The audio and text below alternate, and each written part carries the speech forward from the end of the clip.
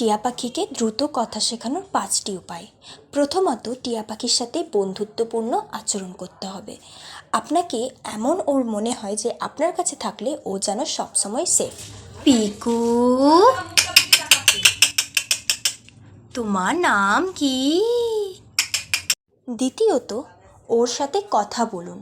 প্রথমত ও কথাটা ইগনোর করবে, কিন্তু আপনাকে ধৈর্য ধরে ওর সাথে কথা বলেই যেতে হবে।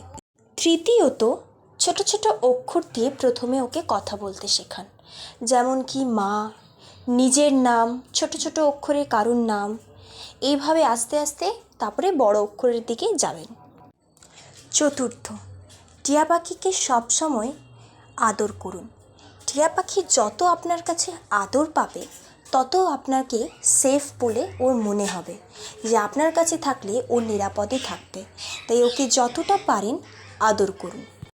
পঞ্চমত, টিয়া পাখির সামনে কোনো এক পাখির ভিডিও চালিয়ে সেটি ওর সামনে রেখে দিন।